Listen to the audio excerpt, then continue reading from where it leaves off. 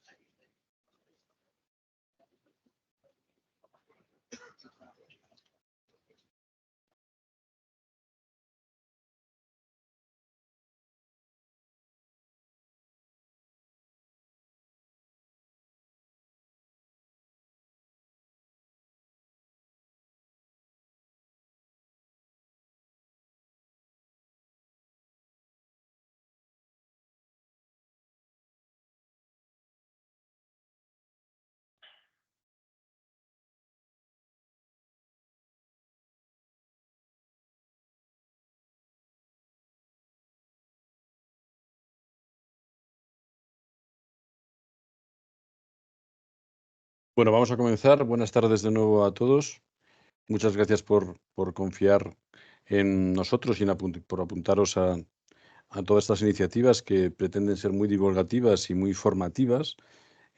No siempre tratamos temas estrictamente relacionados con el almacenamiento. Hace apenas una semana tuvimos una Open Session sobre geopolítica y contamos con una experta como Mira Mirosevic que nos dio una visión de hacia dónde vamos, em, una visión que luego cada uno tendrá que leer e interpretar en función de cómo vemos el mundo, ¿no? Lo que parece es que el mundo está un poquito patas arriba. Esa es la sensación que tenemos, con muchos frentes abiertos y con un cierto grado de incertidumbre, ¿no? Y la mejor forma de eliminar incertidumbre probablemente sea capturando cuanta mayor información mejor, ¿no? Yo creo que la Unión Europea es ese gran desconocido y, sin embargo, del que dependemos tanto.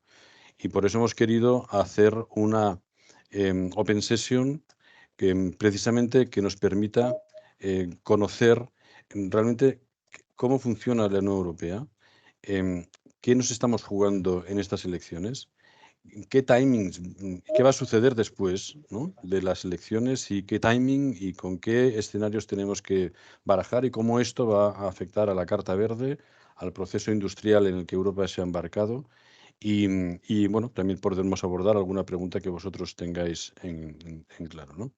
Bueno, para ello contamos con Ramón. ¿Cómo estás, Ramón? Encantado. Ramón González Bernal es el responsable de Atrevia en Bruselas. Llevas muchos años en Bruselas, tienes un largo conocimiento y profundo de cómo se manejan allí las cosas. La primera vez que te conocí tuve la suerte de recibir de ti una clase maestra de qué es Bruselas y cómo se manejan aquí las cosas y he querido que compartas esto con todos nuestros asistentes hoy. Vamos a enfocar la presentación en 2 o 3 bloques o los que tú consideres oportuno, pero es importante que primero centremos el tema en cómo está estructurada la Unión Europea para que entendamos qué es la Comisión, qué es el Consejo, qué es el Parlamento y qué relaciones hay entre ellos. Luego te pediremos que, por favor, nos expliques un poco cuál es el proceso que va a suceder después de las elecciones para la formación y la conformación de todos estos organismos. Y luego entraremos más en detalle, si te parece, en el impacto que puede tener en el mundo de la energía, etcétera, ¿no? Si ves que yo abro cámara es porque tengo alguna pregunta que hacerte en esos momentos. Fenomenal. Y por favor, los que queréis ir escribiendo alguna pregunta en el chat, estaremos encantados de recibirlas. Así que, Ramón, por favor, adelante. Gracias. Gracias, Luis. Buenas tardes a todos. Gracias a ti, gracias a la asociación por esta oportunidad también de tratar de desentrañar qué va a pasar en Bruselas y cómo nos afecta en los próximos meses. Además, no siempre el foco político está en la política europea, está en Bruselas, así que agradezco especialmente esta oportunidad. Vamos a ver si tenemos ahora dos semanas donde se pueda hablar de Bruselas, porque es desde luego muy relevante y lo vamos a ver ahora. Y yo creo que durante los próximos meses se seguirá hablando, porque como vamos a ver, esto no va a terminar el 9J, sino que de ahí en adelante todavía hay muchos cargos que se tienen que definir, muchos equilibrios, y de ahí va a depender además la agenda regulatoria de los próximos meses. Os voy a compartir una presentación que yo creo que podréis ver ya, si no me equivoco. Perfecto, sí, adelante. No sé si lo estáis viendo a pantalla completa ahora. Eso es. Bueno, como decía, vamos a centrar un poco en el sentido que comentaba ahora Luis también, la presentación en 4 bloques. En primer lugar, vamos a tratar de entender este complejo sistema de equilibrios de la Unión Europea, la Comisión, el Parlamento y el Consejo. Luego nos centramos en el 9J, todo lo que se mueve alrededor del 9J, qué puede suceder, si van a cambiar los equilibrios en el Parlamento y cómo puede afectar a la agenda regulatoria. De ahí pasamos en concreto a ver qué se dice o qué podemos esperar de la agenda verde después de las elecciones y con la nueva comisión que salga de estas elecciones. Y al final algunas claves para la incidencia en Bruselas, algunos conceptos muy rápido y muy claros para de un modo resumir lo que hemos contado antes y que se queden esas ideas. Decía que es un complejo sistema de equilibrios. Estamos hablando de 27 Estados miembros, como sabéis perfectamente, 450 millones de habitantes. 40.000 funcionarios. Aquí voy a hacer el primer alegato en favor de la Unión, que a veces se piensa en la Unión como un sitio lleno de funcionarios o de tecnócratas. Para que nos hagamos una idea, entre los funcionarios y sociedades asociadas al Ayuntamiento de Madrid, ya me parece que estamos en 30 y pico mil. Estamos pensando en 27 Estados miembros, o sea que no son tantos. Y luego falta un dato ahí interesante, que es los 30 y pico mil, aunque esto no es fácil de saber el número exacto, de lobistas o de personas que están trabajando en los asuntos públicos para tratar de participar en la definición de la regulación en Bruselas. Al final, depende del año, pero el 60, el 65, el 70% de lo que pasa por las Cortes Generales se ha decidido en Bruselas, se ha debatido en Bruselas. Ponemos ahí ese párrafo tan molesto. Al final, cuando llega a las Cortes, muchas veces no hay nada que hacer. Esto depende de la norma, pero generalmente lo que nos afecta y lo que impacta directamente sobre el negocio, sobre el sector, se ha cerrado años antes en Bruselas. Es un regulador, además, comunitario por un lado, pero además es un regulador global. Es el gran regulador global por este efecto Bruselas que se llama, que es esa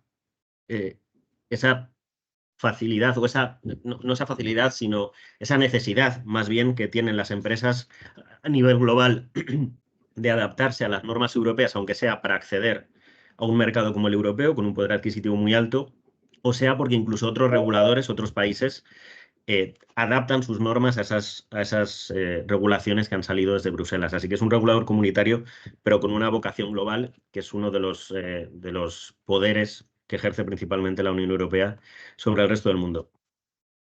No quiero asustar con esta diapositiva, simplemente es un proceso que no es fácil de entender de primeras, porque es unos equilibrios entre Comisión, Consejo y Parlamento Europeo a la hora de sacar adelante la regulación. O sea que es un poco kafkiano en ocasiones, pero espero que se entienda, y si no, estoy disponible para resolver cualquier duda.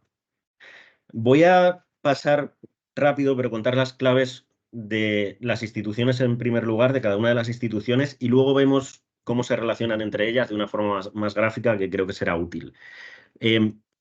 La Comisión, como sabéis, es quien tiene la iniciativa legislativa en la Unión Europea. Tiene 5 años de mandato, propone legislación, controla, participa, no solo propone, sino que participa en ese proceso de negociación de la regulación con el Parlamento y con el Consejo de la Unión Europea, que vamos a ver luego. Son 27 comisarios, uno por cada Estado miembro. Sobre esto vamos a volver después cuando veamos qué puede pasar a partir de las elecciones del 9J.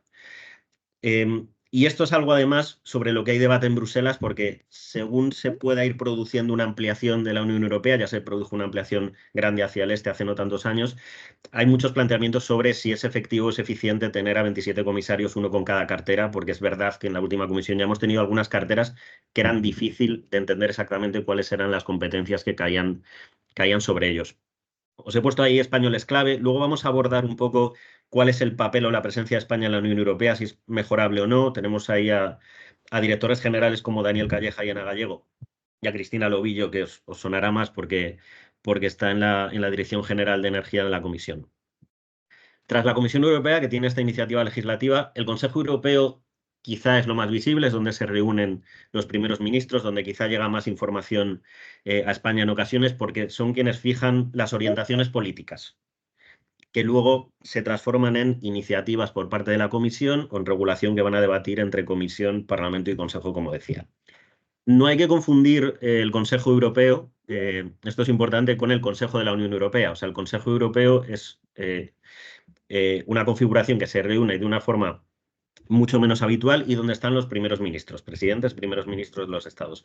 El Consejo de la Unión Europea, que vamos a ver luego, es a nivel de representación es menor, es más técnico, están los ministros, cuando hacen falta los ministros de cada ramo, pero las negociaciones se producen entre funcionarios españoles o de los ministerios que pueden venir a negociar y las representaciones permanentes de los estados. Pero bueno, el Consejo Europeo, en primer lugar, es quien define, como digo, las orientaciones y las prioridades políticas. He puesto ahí Manuel de la Rocha. Bueno, digamos que en el Consejo Europeo, como es ese alto nivel de primeros ministros, al final quien tiene un papel también relevante son los Sherpas o son los asesores en materia de política exterior que pueda tener, en este caso, el primer ministro o el presidente en Moncloa.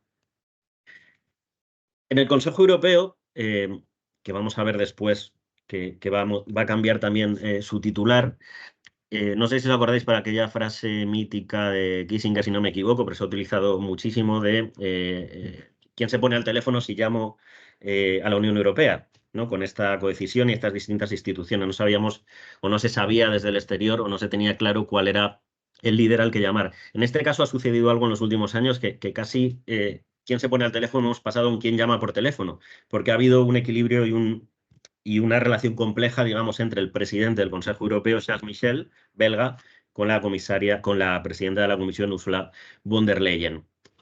Vamos a hablar después de cómo van a cambiar estos cargos y cómo lo que suceda al 9J va a tener una influencia directa sobre el presidente de la Comisión y sobre, en realidad, el presidente del Consejo Europeo también. Entonces, visto Comisión y visto Consejo Europeo, pasamos al Parlamento, que es lo que votamos el 9J.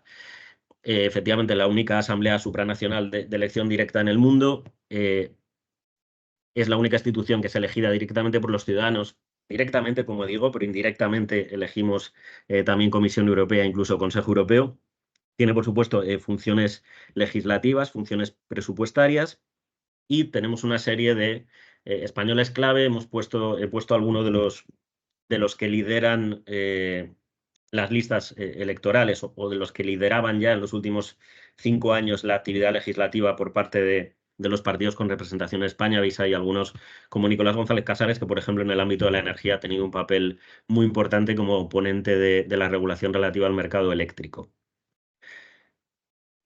Paso una serie de tips sobre el Parlamento Europeo. Como decía, el Parlamento Europeo y el Consejo tienen que ponerse de acuerdo sobre los textos. Hay una serie de negociaciones o trílogos entre instituciones que es donde se decide la posición de cada uno y cómo se llega a un acuerdo. Y luego hay una cuestión relevante, voy a pasar rápido sobre esta diapositiva, que es la de los tiempos. O sea, es muy importante en Bruselas, y lo vamos a ver, llegar pronto, no llegar al último momento. Esto es un proceso largo, muchas veces de 1 año y medio, de 2 años, desde que entra una propuesta de la Comisión hasta que sale o se aprueba por parte del Parlamento y del Consejo. No hay que llegar a esa tercera lectura que vamos a ver, a ese final, a esa conciliación donde se decide la última postura, sino que hay que tratar de acercarse al Parlamento antes para hacer llegar las propuestas, generalmente cuando ha habido ya una propuesta por parte de la Comisión Europea sobre una legislación. Y vamos con la última institución, el Consejo, que no el Consejo Europeo, que como os decía, es ese órgano que está compuesto por ministros de los Estados miembros y sus equipos y que está compuesto o participado también en las negociaciones por parte de las representaciones permanentes de los países en Bruselas. O sea, cada país tenemos un embajador bilateral, digamos, un embajador ante el Reino de Bélgica en este caso, pero tenemos también un embajador y un embajador adjunto en la representación permanente que se encarga de la relación exclusivamente con la Unión Europea. Yo creo que vamos a pasar incluso antes de esto a ver la triangulación de poder entre esas instituciones porque se va a ver más claro cuáles son las funciones de cada Ramón, uno. déjame que te interrumpa, perdóname. Vamos a ver. Nosotros ahora vamos a votar, hay elecciones al Parlamento Europeo. Sí. Por lo tanto, el Consejo se formará a partir de los resultados del Parlamento Europeo o preexiste y se mantiene. No, el Consejo Europeo, ahora lo vemos, pero está bien la pregunta porque así vamos avanzando y es importante. Nosotros ahora vamos a elegir el Parlamento Europeo, vamos a elegir a los eurodiputados. Vamos a ver ahora cómo de la elección del Parlamento Europeo vamos a elegir de forma indirecta al presidente de la Comisión Europea, que a su vez elegirá a los comisarios. Eso por un lado. Pero además elegiremos a quién preside el Consejo Europeo, que no el Consejo Europeo, o sea, a Charles Michel hasta el momento, al sustituto de Charles Michel, de forma indirecta en el sentido de que como aquí hay equilibrios entre estados, sabiendo quién va a presidir el Parlamento, sabiendo quién va a presidir la Comisión, es más fácil deducir quién va a presidir el Consejo Europeo. Eso en cuanto al Consejo Europeo. El Consejo, y atendiendo a tu pregunta, como decía, lo forman las representaciones permanentes o negocian en él las representaciones permanentes, estas embajadas ante la Unión Europea de los Estados. Eso no cambia más allá de lo que decida cada país que cambie su representación permanente, pero no está directamente relacionado con las elecciones del 9J. No sé si me he explicado. Sí, claro. Entonces, en esta diapositiva que tienes, el Consejo Europeo, digamos que estaría por encima de todo lo que viene aguas abajo, que es el Parlamento, y por un lado la creación de la Comisión, que es el Ejecutivo, es el Gobierno, ¿de acuerdo? Eso La es. Comisión es el Gobierno, el Parlamento es el Legislativo, el Consejo Europeo está por encima, ¿de acuerdo? Y lo Y el forman cada uno de los miembros, de los ministros de la Unión Europea, de cada país con representación en la Unión Europea, ¿es correcto? O sea, Eso ¿quién sería es quién es el representante español en el Consejo de Europa? Entiendo que es Álvarez o es... ¿quién Eso es es el Consejo. el Mirad, Consejo? se ve bien. El Consejo Europeo, que es lo que tenemos arriba en esta Sí. diapositiva, son los primeros ministros. Está encima porque Ah, vale, fijan vale, las vale. Perfecto. orientaciones políticas, pero son solo los primeros ministros. Efectivamente, entonces es Vale. orientaciones políticas y ya está. No es poco, quiero decir, pero son solo las orientaciones políticas luego en el proceso regulatorio. La Comisión Europea efectivamente es el Ejecutivo y el Parlamento Europeo y el Consejo de la Unión Europea, o el Consejo a secas, son los legislativos, son los que debaten las propuestas de la Comisión y llegan a un acuerdo. Vale. Entonces, y ahí en el Consejo a secas, no en el Consejo Europeo, la nomenclatura no lo pone fácil, eso es así. En el Consejo a secas es donde están los ministros, que es a lo que me refiero. Entonces, en el Consejo, que es este colegislador, no tiene una influencia directa ahora en las elecciones. Vale. Pero es Está alguien entendido. con el que hay que llegar a un acuerdo para sacar adelante la regulación. Voy a pasar a la próxima diapositiva, que quizá bueno, poníamos aquí, define el rumbo y prioriza el Consejo Europeo, propone la legislación la Comisión Europea, pero necesita del Parlamento que legisla y del Consejo que colegisla, podemos decir. En la siguiente diapositiva, por aquí tenemos también Comité Económico y Social y de las Regiones. No sé si se entiende mejor, pero vamos a intentarlo. Tenemos un par de gráficos. Ahí a la izquierda, si lo veis bien y el tamaño es suficiente, lo tenemos expresado. El Consejo Europeo, jefes de Estado y de Gobierno, fijan la agenda política, pasamos a la Comisión, que propone legislación y presupuesto, y la Comisión, en estos cuadros que tenemos en verde, Parlamento, formado por los eurodiputados elegidos por los ciudadanos, y Consejo de la Unión Europea, con los representantes a nivel ministerial y a nivel las embajadas en Bruselas de los gobiernos, deciden conjuntamente sobre la legislación. Este es el proceso. ¿Qué pasa? Que en este proceso, en estos dos cuadros verdes donde tenemos Parlamento y Consejo de la Unión Europea, normalmente esto no es que llega a la Comisión, propone y Parlamento dice estoy de acuerdo, y el Consejo dice estoy de acuerdo y ya sale adelante. O sea, cada una de estas dos instituciones, y me voy a la parte de la derecha, tiene que tomar una posición, podemos decir. Entonces, aquí es cuando la legislación, y en esto se puede parecer más, a lo mejor es más fácil de entender, al proceso en las Cortes Generales en España. La Comisión propone una regulación, esto llega al Parlamento Europeo, va a la comisión de turno, que toque, igual que España, la Comisión de Medio Ambiente, la Comisión de Industria y Energía, la Comisión de Salud, digamos. Y el Parlamento Europeo, en esa comisión, hay una ponencia, se vota un informe por parte de esa comisión y luego pasa a pleno. Cuando el Parlamento tiene una posición, esa posición va al Consejo a secas, donde estaban los ministros y los técnicos de los ministerios o las personas que traigan los ministros más las embajadas. Si el Consejo está de acuerdo con la postura del Parlamento, se acabó el proceso. Ocurre habitualmente, no es tan raro. Si no está de acuerdo, que también ocurre con mucha frecuencia, vuelve el texto. La comisión en todo el proceso está presente y puede modificar y decir, mira, pues de una forma más informal ha tenido conversaciones con el Parlamento y con el Consejo, sabe por dónde va cada uno y puede decir, mira, pues vamos a adaptar la propuesta aquí o allá para tratar de alcanzar un consenso. Pero si no hay un acuerdo de primeras entre Parlamento y Consejo, vuelve el texto, vuelve al Parlamento, por eso se llama ya segunda lectura, y el Parlamento vuelve a adoptar una posición y la vuelve a enviar al Consejo.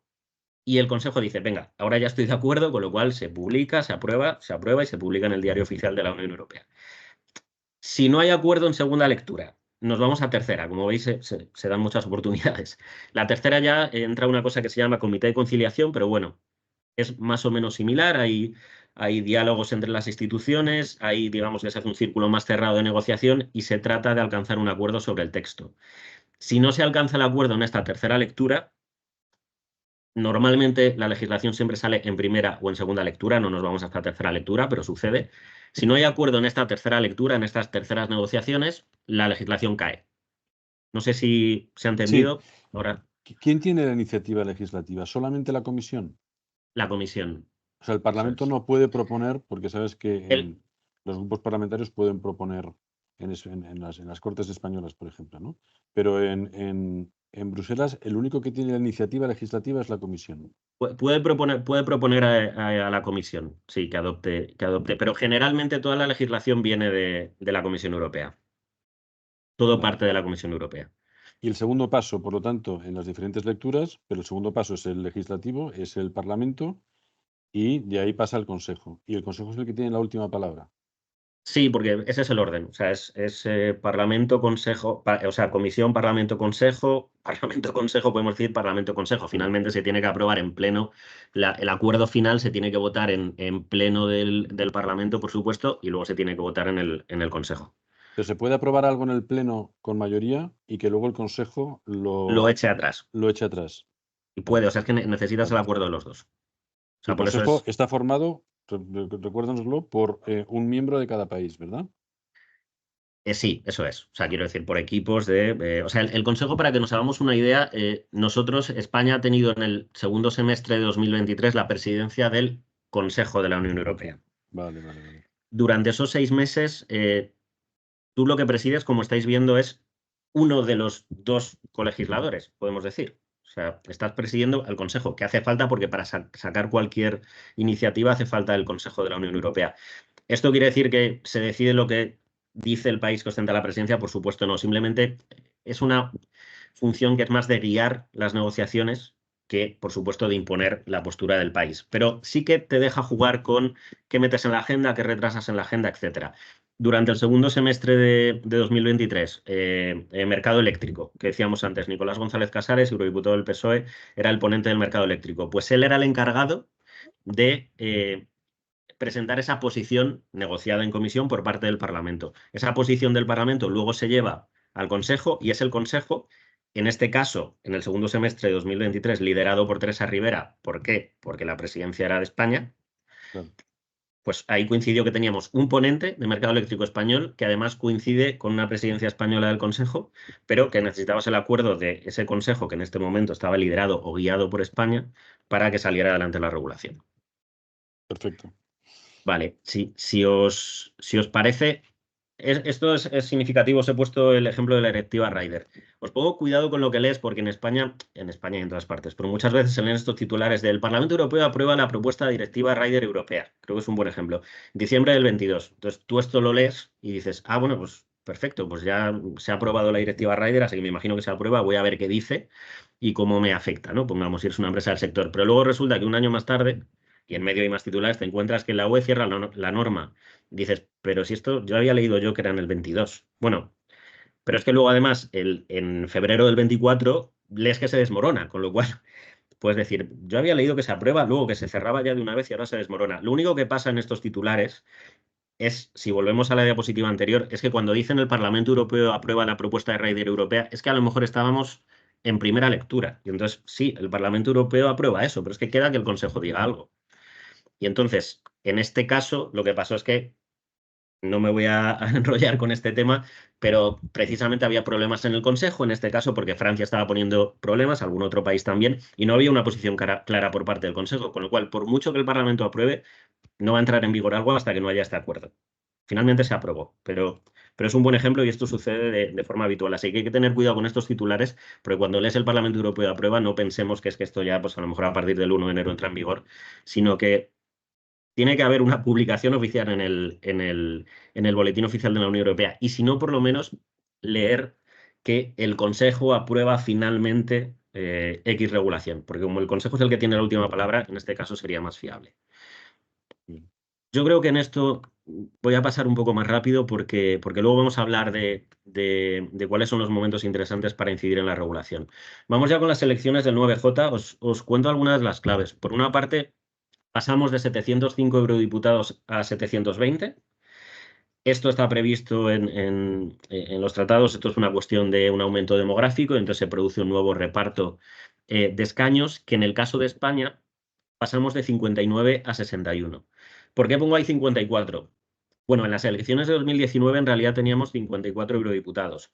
Como sabéis perfectamente, sale el Reino Unido, entonces, claro, había unos huecos, digamos, unos eurodiputados que ya no estaban y hubo un reparto. España subió en 5 eurodiputados hasta 59 y ahora, por una cuestión demográfica, pasamos de 59 a 61. Somos el cuarto país con más representación. Alemania tiene 96, que si no me equivoco es el máximo previsto porque hay un máximo y un mínimo. Francia 81, Italia 76, después de nosotros tenemos a Polonia con 53. El mínimo, de hecho, que está ahí es Luxemburgo, Malta y Chipre, si no me equivoco, no sé si me falta algún país, creo que no, que son 6. El voto no es obligatorio en España, sí lo es en países como Bélgica, Bulgaria, Luxemburgo y Grecia. Y como sabréis, es una circunscripción nacional, es decir, y todos votamos las mismas listas. Vamos a pasar un poco rápido. Os voy a dar algunas claves sobre las listas, en este caso en España, porque son significativas sobre qué se está buscando y cuáles son los debates hoy en día en Bruselas. En general, el titular es que las listas del PP y el PSOE son bastante continuistas, por irnos a los dos grandes partidos. No ha cambiado mucho, gran parte de los eurodiputados que estaban siguen. ¿Qué puedo destacar de aquí? El caso de Carmen Crespo, por ejemplo, que viene de consejera de Agricultura o ha sido consejera de Agricultura en la Junta de Andalucía, es significativo en el sentido de el papel que se le da al tema del campo y de las peticiones o las exigencias o las protestas por parte de los agricultores sobre las condiciones de la PAC y sobre algunas de las regulaciones de la Agenda Verde de los últimos 5 años. O sea que es un perfil que va claramente buscando en su día. Sonó también Isabel García Tejerina, para que os hagáis una idea, que fue ministra de Agricultura, si recordáis. O sea que es claramente un guiño a ese sector por parte del Partido Popular. En el caso del Partido Socialista, vamos a detenernos ahora en Teresa Rivera y cuál puede ser su futuro, pero bueno, yo creo que es el gran titular. Luego tenemos a Irache García, que es la eurodiputada que lidera a los socialistas en Bruselas desde hace tiempo. En la parte de Vox y de Sumar, me voy a detener sobre todo en algo. En el Parlamento Europeo hay familias políticas. Está el Partido Popular Europeo, que es más obvio saber quién va a ir ahí, ¿no? El Partido Popular, los socialistas y demócratas para el PSOE. Y luego están los verdes y la izquierda, de Left. Y luego tenemos los grupos conservadores, que ahora vamos a hablar de ello porque van a crecer, con partidos de extrema derecha, con partidos conservadores, con una amalgama de partidos con visiones muy diferentes sobre muchas cuestiones. Lo interesante, en el caso de Sumar, es que han decidido que algunos de ellos, de los primeros en las listas se van a integrar en los verdes y algunos se van a integrar en la izquierda. O sea que no hay una unidad en ese sentido. En este caso, por ejemplo, Estrella Galán y el número 4 se integrarían en The Left, en la izquierda, y el número 2 y el número 3 en los verdes. Porque vamos a ver cómo están estructurados el Parlamento hoy, políticamente hablando. O sea, porque yo no tengo muy claro quién forma parte del Partido Popular Europeo, quién forma parte de la izquierda, qué hay a la Sí, izquierda más allá de la izquierda, qué hay a la derecha más allá del Partido Popular. Nos interesa más eso que saber quién es quién, qué parte tiene. claro. Ahora lo Vale, vemos. vale, perfecto. Simplemente, estos son algunos de los candidatos presentados por los grandes partidos para luego presidir la Comisión Europea. O sea, lo que decía antes, vamos a elegir al Parlamento Europeo, pero ya los partidos piensan, en el caso de Renew es que hay varios partidos, entonces digamos que hay tres liderazgos, pero bueno, en el caso de los populares, los socialistas, es Ursula von der Leyen y el comisario Nicolas Schmit. O sea, perdona, a ver, es decir, Ursula von der Leyen es la candidata para presidir la Comisión Europea tanto por el Partido por populares como por socialistas. O sea, tanto No, por derecha como por por izquierda. parte del Partido Popular Europeo. Tenemos por parte del Partido Socialista a Nicolas Schmit. Vale, Eso entendido. es. Otra cosa es, luego veremos que haya, a la hora de elegir a von der Leyen como comisaria, haya partidos o haya gobiernos, incluso en la izquierda, o que tengan los socialistas, que les parezca una buena solución también. Vamos a ver luego las cuestiones del reparto. ¿Qué dicen las encuestas a día de hoy? En el caso de España, lo habréis visto, en general hay un consenso sobre un crecimiento del Partido Popular y una caída de algún eurodiputado por parte del PSOE. El Partido Popular estaba en 13, el PSOE estaba en 21, para que os hagáis una idea. En el resto, más o menos, hay consenso entre Vox entre 6 y 8, Sumar, depende de las encuestas, 3 o 5. Tengo aquí varias, desde Euractiv, es un medio europeo, hasta las de Sigma 2, GAT3, etc. Hay una diferente, que es la del CIS, que el CIS da incluso un pequeño crecimiento por parte de los socialistas, me parece que hasta 24, y también un crecimiento por parte de los populares, pero que quedaban a 4 o 5 escaños del Partido Socialista. Esto en el ámbito nacional. Y aquí me meto un poco en esto también que comentaba ahora, o esta pregunta que hacía ahora Luis. ¿Qué dicen las encuestas en Europa a nivel global? Tenéis arriba la composición actual del Parlamento y ahora vemos lo que significan los colores. Bueno, tenéis ahí la leyenda también.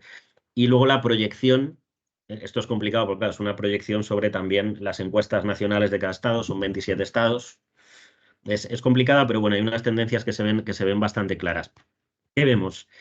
Que el Partido Popular y el Partido Socialista, más o menos europeo siempre, más o menos se mantienen, o sea, es decir, los partidos que forman parte del Partido Popular Europeo, ¿no? Pues esa suma de partidos da una suma que más o menos se mantiene o crece algún eurodiputado. En el caso de los socialistas, lo que vemos es Perdona, pero que ¿qué colores son esos? el ¿Nos lo azul, puedes ¿El azul? el azul es el Partido Popular Europeo, Sí, que pasa vemos aquí de 178 a 180, más o menos eso da la media de encuestas. vale. Aquí en el caso de España está el Partido Popular. ¿De En el 68 caso a 75 quién es? de 68 a 75, el arco pues, está obviamente izquierda-derecha. De 68 a 75 es conservadores y reformistas, que es para que os hagáis una idea donde está Vox, por ejemplo, Vale, o donde está Fratelli d'Italia y Giorgia Meloni. vale. ¿Y de 59 a 68? Y de 59 a 68 es Identidad y Democracia, donde estaba hasta hace unos días Alternativa por Alemania, este partido neonazi que han echado ahora de ese grupo. Vale. Eh, Y el último, el gris, es que abajo no lo veo bien, es 49 y ¿a qué pasa? no inscritos. Quiero decir, aquí hay Ah, eso, que han salido. Ahí está Puigdemont, por ejemplo, en este momento. O vale, vale, vale. aquellos, eso es, o que no han formado grupo parlamentario, que están 23. Por la izquierda, o a la izquierda, digamos, del Partido Popular Europeo, que vemos que pasa en azul, en azul claro, de 178 a 180. A la izquierda tenemos los liberales que caen. Liberales, donde estaba Ciudadanos, vamos a ver si Ciudadanos, como habéis visto en las encuestas, en general casi ninguna encuesta le da escaño, alguna le da un escaño. Aquí estaba Ciudadanos, aquí la potencia grande es el partido de Macron, en los liberales, pero caen, pues se calcula 15, 20 escaños aproximadamente, depende de la encuesta. Los socialistas, 140, más o menos se mantienen, parece que casi todas las encuestas le dan que cae algún escaño, pero más o menos se mantiene. Los verdes, que caen. En el caso de España, habíamos comentado antes, en los verdes, por ejemplo, se integran algunos de los candidatos que probablemente obtengan escaño por parte de Sumar, el número 2 y el número 3 de las listas. y la izquierda, que más o menos se mantiene, puede subir algún escaño, donde estaría en el caso de España en los principales partidos integrados, como digo, también algunos de los eurodiputados de Sumar. Entonces, vemos un crecimiento por parte de conservadores y reformistas, identidad y democracia. Aquí hay una amalgama de partidos, decía, con visiones muy diferentes, en el sentido de que hay desde partidos con una visión más pro-europea, o si quieres más atlantista, del estilo Fratelli d'Italia de Giorgia Meloni.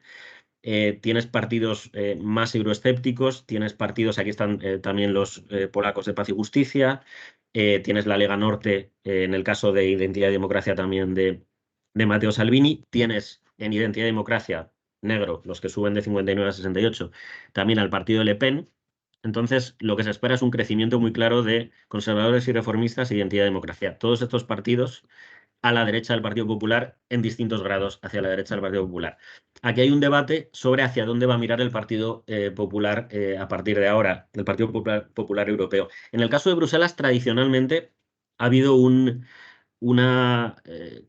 se ha llegado a acuerdos por parte del Partido Popular Europeo con mucha frecuencia con el Partido Socialista y con los liberales, y en muchas ocasiones incluso, o en ocasiones con los verdes con cierta frecuencia, pero sobre todo con socialistas y liberales que sumaban suficiente.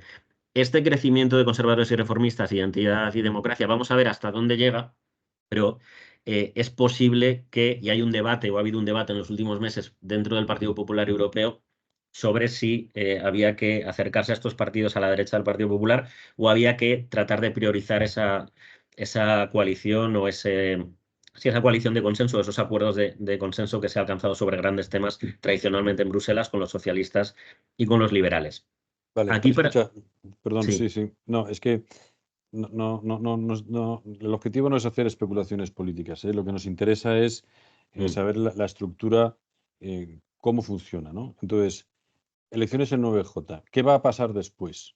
¿Y va a estar Europa 6 meses parada o no? Es decir, ¿cuál es el proceso de conformación de todos los diferentes organismos? Primero el Parlamento, supongo que la Comisión después y el Consejo en paralelo, ¿no? Sí, mira, voy hacia allá. Vamos al día después. Y os pongo aquí los top jobs, o sea, los cargos relevantes y qué va a pasar después de la elección del Parlamento Europeo. No todo termina con la elección de los eurodiputados. Vamos a elegir a los eurodiputados. Es posible que pase algo similar a lo que hemos visto hasta ahora. Una vez que elegimos a los eurodiputados, el 16 de julio hay el primer pleno de esta nueva legislatura y el 22 de julio hay las primeras reuniones de las comisiones. Lo que se determina entre el pleno, entre la semana del 16 y la semana del 22 de julio es se toman posesión del acta y qué eurodiputados forman parte de cada comisión parlamentaria y quién las preside. También se elige al presidente del Parlamento Europeo y se elige a los vicepresidentes. ¿Y hoy es? Sí. ¿Hoy quién es? Hoy es Roberta Metsola, de Malta, que es la gran favorita para seguir. Vamos a ver, aquí vamos a empezar ya con algunas especulaciones de nombres, pero Sí, no, es porque así asociamos, honestamente, no sé si nuestros asistentes en esta Open Session saben quién es Roberto Metsola, yo ni flores. Pero bueno, era más que nada para poder asociar no es nombres y ubicarlos, ¿no? Continúa, por Claro, favor, sí. al final la cara más conocida suele ser la presidenta de la Comisión Europea. Correcto.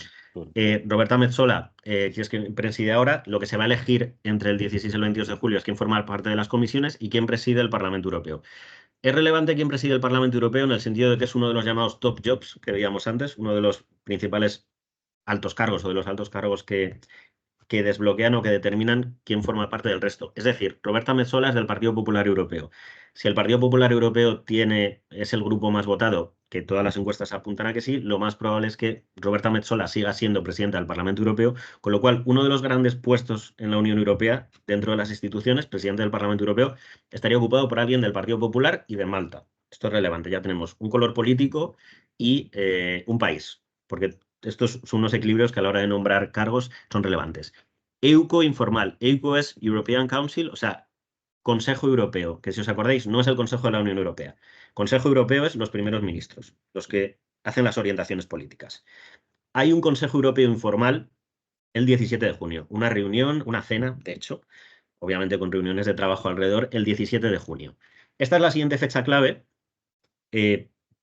porque ahí se va a empezar a hablar de cómo se van colocando los puestos cómo se definen o cómo se deciden los top jobs en la Unión Europea. El 17 de junio es antes del 16 y 22 de julio. Yo os he puesto antes la parte del Parlamento Europeo porque hemos empezado por el Parlamento, pero en esa reunión del Consejo Europeo de los primeros ministros es cuando también se va a hablar a lo mejor del presidente del Parlamento Europeo. Porque se va a decir, bueno, vale, entonces decidimos o todos estamos de acuerdo en que probablemente va a salir Roberta Metsola porque el Partido Popular Europeo quiere que ella siga siendo la presidenta del Parlamento Europeo. Bueno, pues como decía ya, pues el Partido Popular Europeo ya ha ocupado ese puesto de relevancia. Entonces, ese 17 de junio y unos días más tarde, con la cumbre europea, otra vez de primeros ministros del 27 y 28 de junio, se van a empezar a repartir entre los primeros ministros los altos cargos. Negociado esto por los primeros ministros, que como decía, son quienes orientan las prioridades políticas y quienes proponen quién va a presidir las instituciones europeas.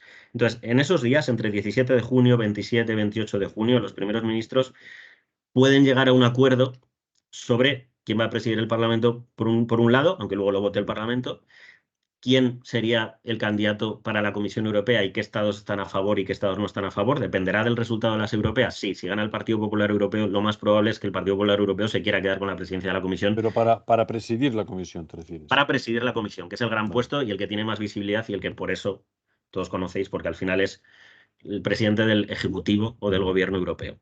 Entonces, durante esos días se van a elegir los estados quién va a presidir la Comisión Europea. Cuando haya un candidato, si hay un candidato antes de verano, que es posible, si no puede retrasarse hasta septiembre, esto no se puede saber con seguridad. Es posible que entre junio y julio los primeros ministros decidan, mira, pues parece que hay acuerdo para que sea esta persona la presidenta de la comisión o el presidente de la comisión. Digo la presidenta porque ahora mismo la máxima favorita es von der Leyen. Hay otros nombres, no me detengo en especulaciones, pero Mario Draghi, que estuvo en el Banco Central Europeo, está apoyado por Macron, está apoyado por Francia, Italia obviamente en principio le parecería bien, aunque fuera de otro color político. Entonces hay más candidatos. ¿Quién es la favorita ahora? Von der Leyen. Sea von der Leyen o sea otra persona, cuando tengamos un candidato con suficiente apoyo por parte de los Estados miembros para presidir la comisión, ese candidato elige comisarios. Se elige un comisario por país. O sea, ahora estamos en 27. Si os acordáis, comenzaba al principio de la presentación diciendo, oye, a lo mejor esto no es práctico si se sigue ampliando la Unión Europea, pero ahora mismo tenemos un comisario por país. Este presidente de la comisión o candidato a presidir la comisión presenta a su equipo de gobierno. Dice, mira, pues estos son los comisarios por los que apuesto yo. Estos comisarios tienen que ser aprobados por el Parlamento Europeo. Hay unos hearings y tienen que ir, presentar su programa y que el Parlamento Europeo los vote. No es algo que sea un mero trámite en absoluto. De hecho, en 2019, algunas de las propuestas, de los comisarios propuestos por von der Leyen, no fueron aprobados por el Parlamento Europeo y hubo que proponer a otros. Pero, Bueno, perdona, esto es importante. Es decir, cada país propone un único comisario, ¿no? generalmente, por una cuestión también de igualdad, se propone un hombre y una mujer. O sea, se proponen dos, vale, pero asignados a una determinada materia o, Sí, o no. En las negociaciones previas, estas que hablaba 17 de junio, 27 y 28 de junio, y durante el mes de julio, los países dicen, mira, mi candidato es este, y ya se habla de cuál sería la cartera. O sea, España, Teresa Rivera, que claramente se apuesta porque sea, en el caso de España, supercomisaria, si es posible, energía y clima, luego podemos hablar de ello. Se va y se dice, o sea, España en este caso, y al más alto nivel, se negocia y se dice, oye, nuestra candidata es Teresa Rivera, que además queremos, nuestra intención es que esta sea la cartera. Vale. Esto es importante, claro, porque si tú sueltas dos nombres para que luego el presidente los coloque donde ¿no? En Teresa Rivera, perfecto, en deportes, y joder. Claro, no, esto es una negociación, Vale. esto es una negociación informal donde hay menos visibilidad, Vale. es una negociación informal entre primeros ministros, donde cada uno trata de moverse de la mejor manera posible y quien se mueve bien pues puede acceder a una vicepresidencia, etcétera. España en 2019 acaba teniendo a Borrell de vicepresidente. Vale, correcto. Vale. ¿Y la comisión entonces cuándo se formaría? Entonces, la comisión. En un espacio, sí, más o menos prudencial. La comisión se decidiría, si tenemos ya candidato o candidata claro en julio, puede que en el mes de julio se presente ya los comisarios. Si no, sería a principios de septiembre, y durante el otoño, octubre, noviembre, puede haber estos hearings por parte del Parlamento, incluso hasta diciembre, dentro de calendarios que ha manejado la Comisión internamente. Nos podemos ir hasta diciembre, depende también de cuánto duren las negociaciones y los acuerdos por estas posiciones de las que hablamos, pero nos podemos ir entre octubre, noviembre o a lo mejor hasta diciembre, estos hearings por parte del Parlamento Europeo para que se apruebe la Comisión. Y es todo o nada, perdona. O sea, la comisión no se conforma hasta que no están los 27 comisarios adjudicados. O sea, Eso aunque es haya posible... un acuerdo con Teresa Rivera el día 1, no ejerce como comisaria hasta que no esté en la comisión cerrada con los 27 miembros. Eso es, y eso puede ser, lo pongo ahí, a lo mejor si se alarga un poco hasta principios del 2025. Yeah. Esto quiere decir, que me lo has preguntado antes y es muy oportuna la pregunta, para la actividad, ¿cómo está de parado esto hasta entonces? El Parlamento Europeo, ahora vamos ahí, el Parlamento Europeo... Es que hay una reflexión de Miguel Gal que tiene sentido. Es decir, lo que no está, o sea, votando un partido, lo que estás votando no es al partido en sí mismo, sino al bloque en el que corresponde. O sea, no hay representación proporcional, es voto directo. Por lo tanto, si tú votas a Ciudadanos, como nos propone Miguel, que no tiene representación a nivel nacional, pero sí podría entrar en el cómputo de partidos de centro europeos, ¿no? Es decir, que aunque no porque no sacas caño, quiero decir, si no sacas caño en España... ¿Qué significa sacar caño? Sacas un voto, o sea, ¿no? O sea, ¿qué es sacar caño? No, que sacar escaño. Quiero decir. He entendido sacar caño. Vale. Si no sacas escaño, quiero decir, tú puedes votar a Ciudadanos, que algunas encuestas dan entre 0 y 1, por utilizar este mismo ejemplo, pero si no saca, o sea, es circunscripción nacional, si no saca representación por España, no va ningún eurodiputado de Ciudadanos al Parlamento Europeo. Vale, entendido. Eso es. Vale, o sea, van al Parlamento Europeo como eurodiputados aquellos que han sido elegidos en la circunscripción nacional en España para ser candidatos. Si no obtiene, me parece que va a estar entre un 2%, o sea, el porcentaje mínimo. Si no llegas a este 2%, pues no vas a enviar con tu voto, digamos, a ningún eurodiputado a Bruselas y a Estrasburgo. Vale. ¿Y qué? Es que aquí me preguntan cosas que ya son de ámbito político, que no es el tema que nos interesa. A ver, sigamos entonces, por favor, con la estructura y con la conformación. Vale. Yo decía, nos podemos ir hasta principios del 25. Voy a lo de... ¿significa que está todo parado hasta entonces?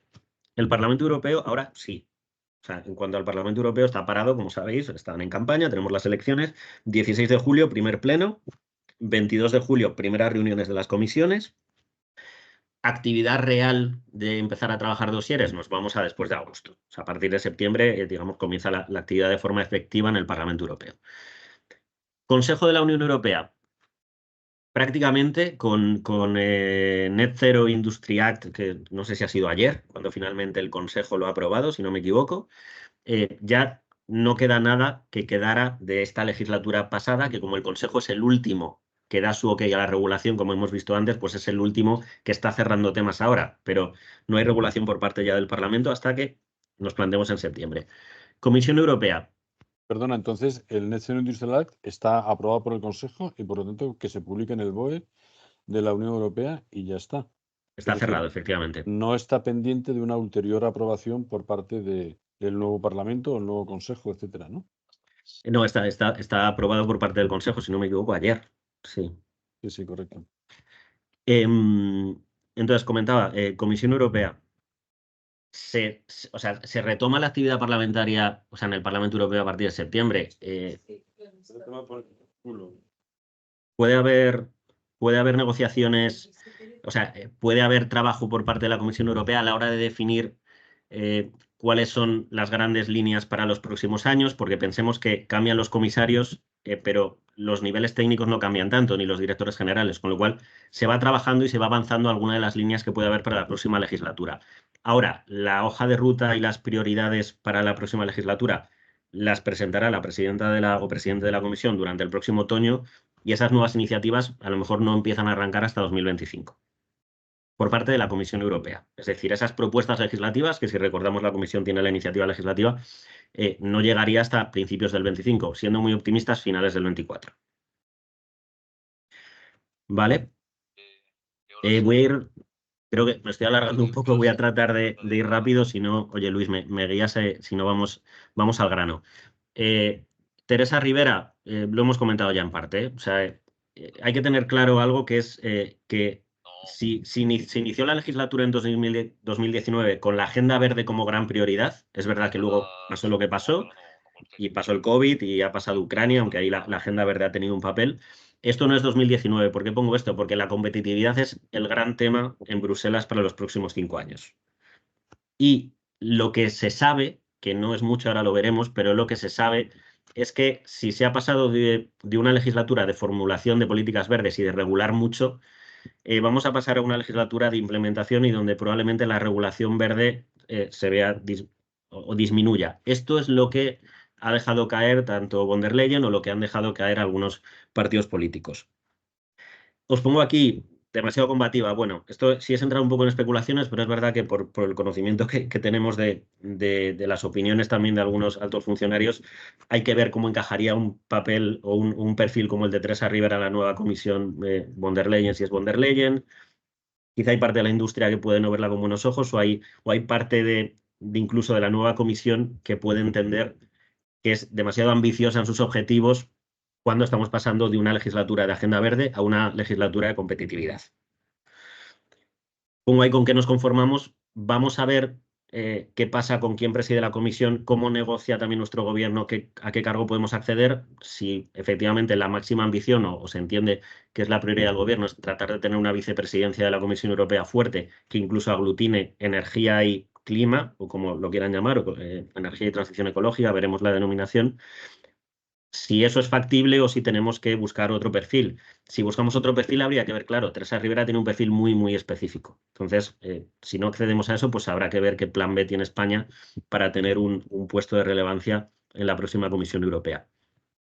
Porque el escenario de que Cristina Rivera esté aguantando el ministerio y la vicepresidencia en España hasta que tenga confirmada su comisariado tiene sentido, ¿no?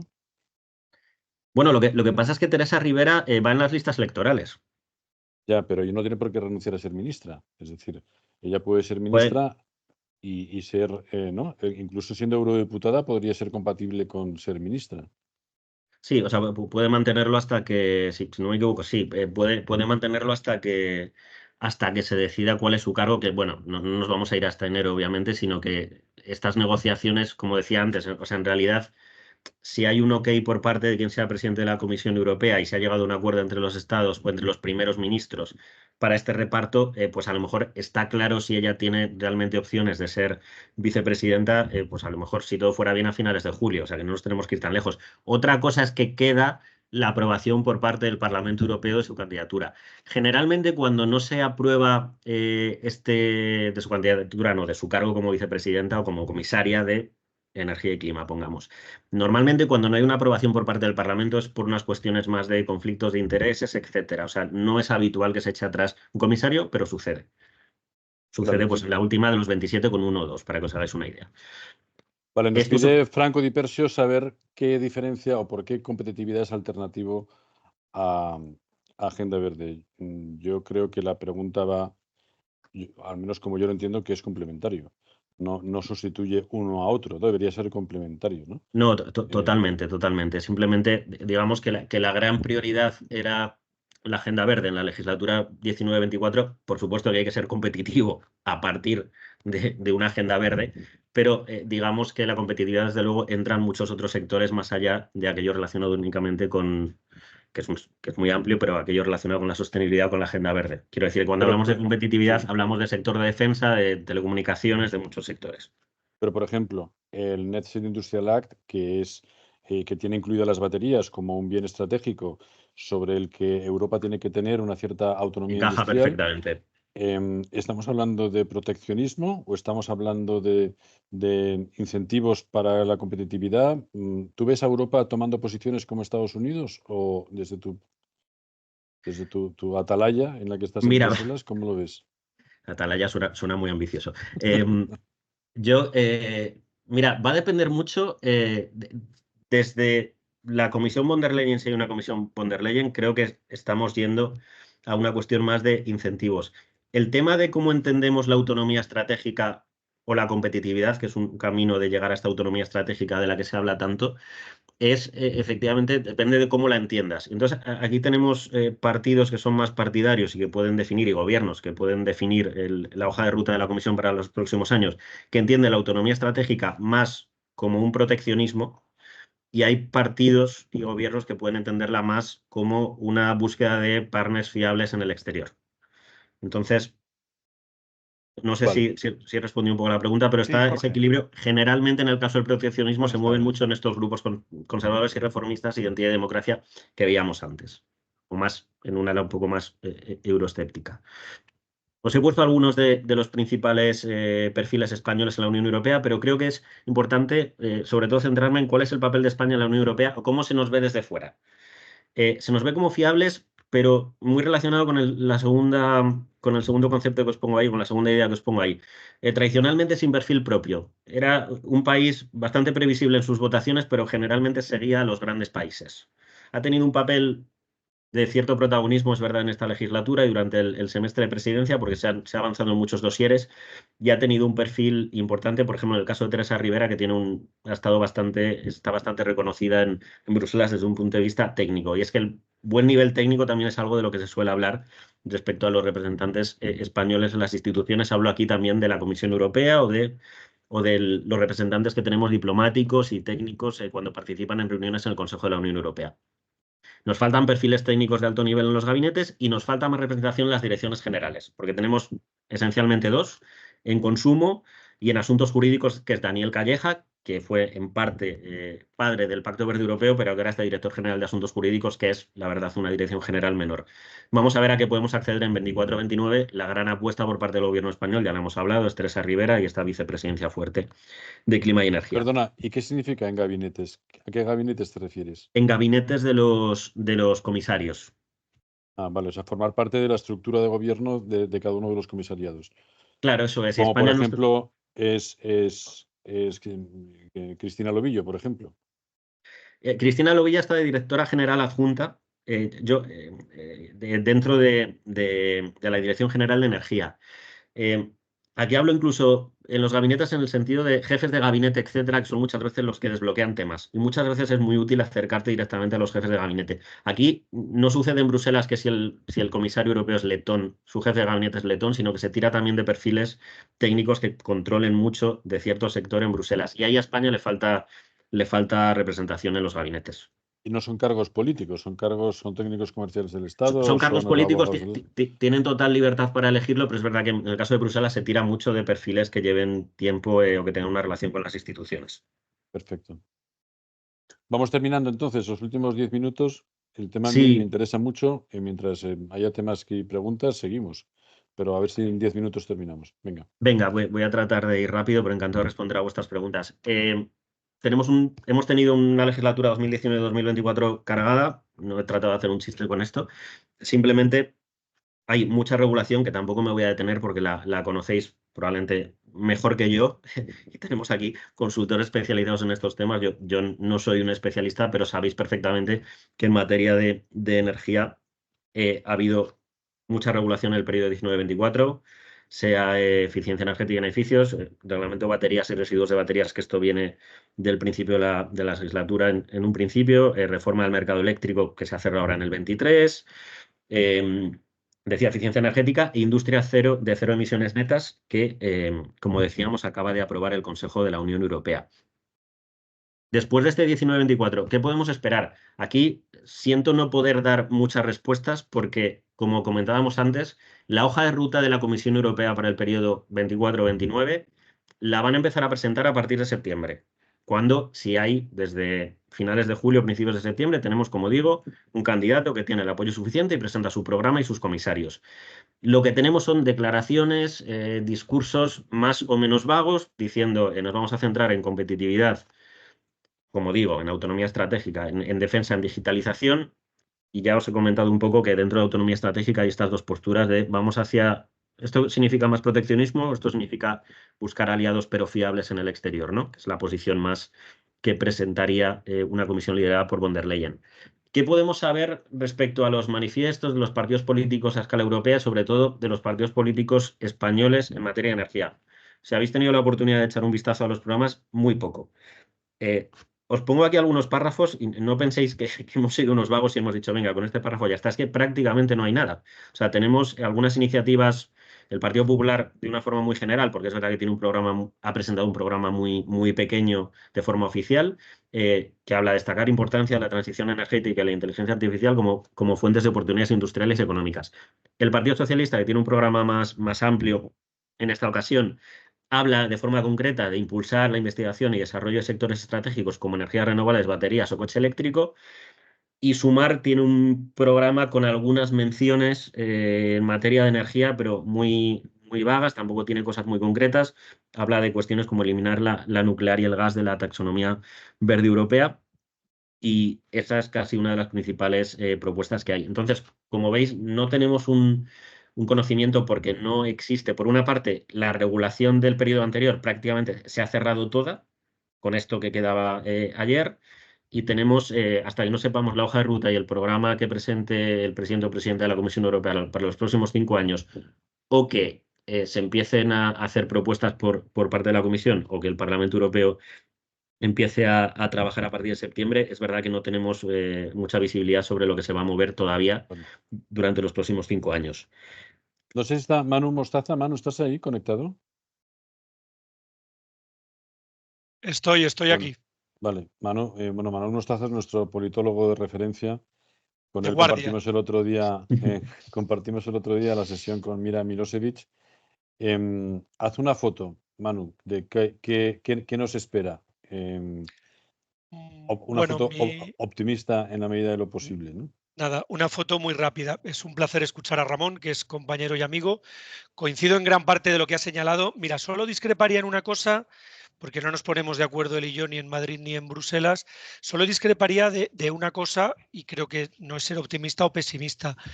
Yo creo que en Europa no va a ser tan compatible el Pacto Verde con la competitividad. Y aquí no se puede responder que quiero a papá y a mamá por igual. Si tú pones las armas, no pones la mantequilla, y si compras mantequilla, no compras armas. Entonces, la apuesta por la competitividad es porque los estándares medioambientales se van a quedar en un segundo plano para conseguir una industria europea competitiva. Y además, los partidos sistémicos no quieren más líos con sus agricultores. Vale, entonces, ¿esto significa que Europa se va a convertir en la campeona de las emisiones? No, por supuesto, pero esto significa que va a haber un ralentizamiento de la transición ecológica. Esa es mi apuesta y me puedo equivocar, ¿eh? Pero yo creo que va por ahí. Yo creo que el Parlamento gira hacia la derecha y por primera vez, digamos, a la derecha de los democristianos, hay gente con la que numéricamente relevante, digamos, ¿no? Entonces están los socialdemócratas y los democristianos, que son las dos grandes familias, nuestro PSOE y nuestro PP, digamos, pero sigue Renew, que son los liberales, y aparece el grupo del grupo de Meloni y de Vox, digamos que por primera vez va a tener un número relevante, porque quien creo que no entra es la extrema derecha, que es identidad Democracia.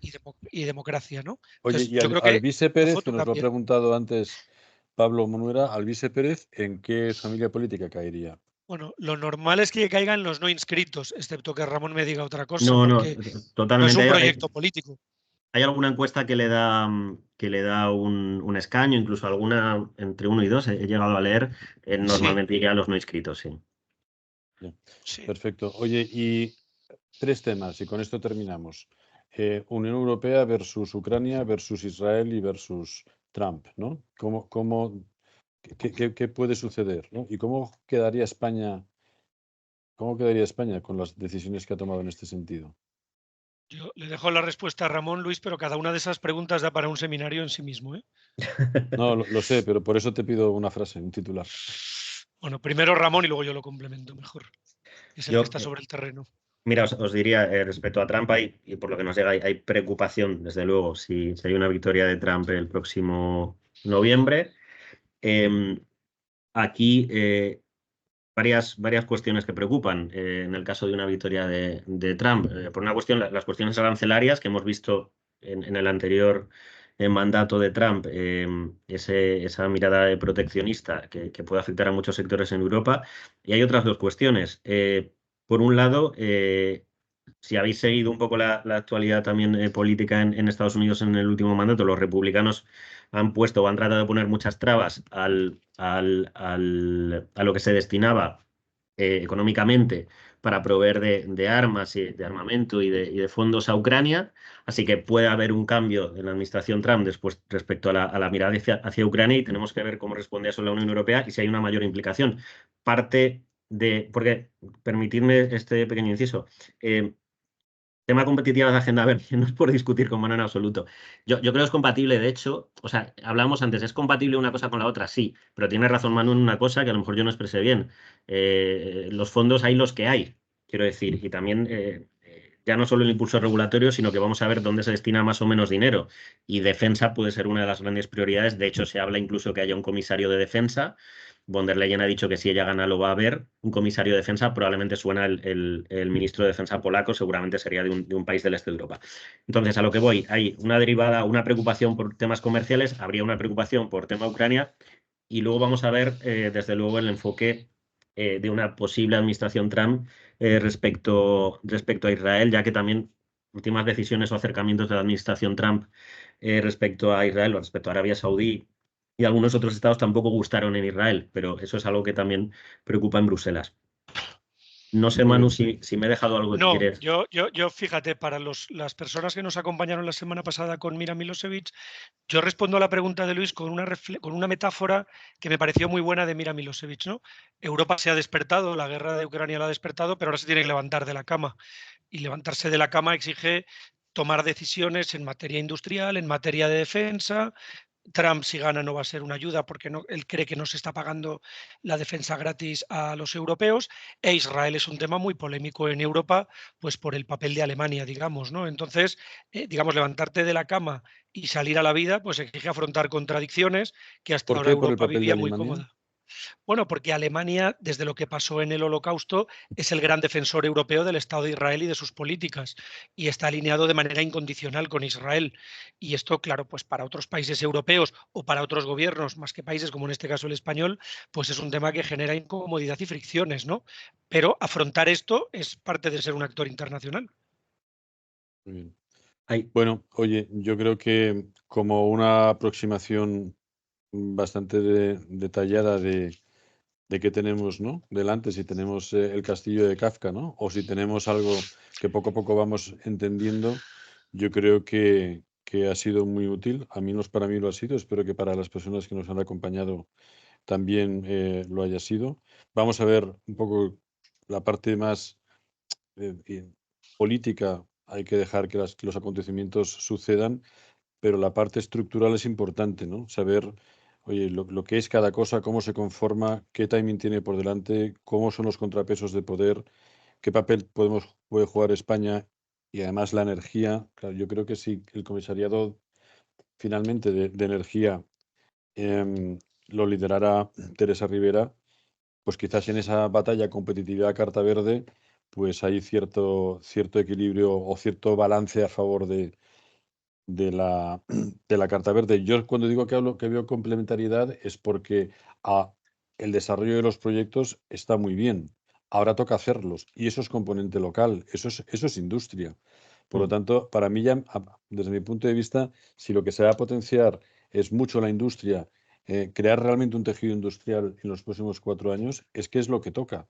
Porque el desarrollo de toda la parte de permisos, etcétera, de desarrollo y tal, pues eso, pero claro, si al final hacemos todo esto para que todos los equipos que compramos y que instalamos, cualquiera que sea la tecnología, para cualquiera que sea la aplicación, al final no son europeos, pues hacemos un pan como unas tortas, ¿no? Por lo tanto, es el momento, creo, de apostar por el tejido industrial europeo y eso significa competitividad. Ahora hay que ver cuál es el canal, ¿no? Y tampoco en detrimento, es decir, esto de repente no te van a instalar una nuclear en el Manzanares, ¿comprendes? Es que nadie está hablando de Total, eso, ¿no? Pero sí de totalmente. simplificar procesos, de hacer que la tramitación de toda la plana industrial, ¿no? Pues sea mucho más rápida. Francia es el ejemplo a seguir, nos lo comentaban ayer en un evento en ESADE, Javier Solana por un lado y por otro lado el consejero delegado de InnoEnergy, como en Francia ha abierto una ventanilla única. ¿Usted qué quiere? Pues mira, yo quiero instalar aquí una acerera. Pues no sé, este es el proceso, esta es su ubicación, aquí hay agua, aquí hay residuos, aquí hay tratamiento, aquí hay infraestructuras y le ponemos todo en tal para que en 2, 3 años el proyecto sea una realidad, ¿no? Aquí esto es esto sí que es el castillo de Kafka, ¿no? Los municipios, comunidades Sí. autónomas, legislación nacional, en fin. Vamos a ver si todo esto poco a poco va cogiendo cuerpo. Pero bueno, el objetivo de hoy era ver una foto de qué tenemos enfrente. Creo que ha sido muy clara. Os lo agradezco mucho, Manu, y mucho a ti, Ramón. Y gracias a todos por vuestra asistencia. Nos hemos demorado un poquito más.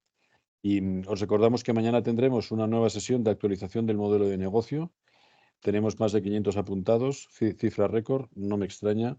A todo el mundo le interesa saber hoy dónde estamos, económicamente hablando, y por lo tanto os esperamos mañana a la misma hora. Muchísimas gracias a los dos. Si os quedáis un segundito, por favor, Perfecto. rematamos Gracias. la jugada.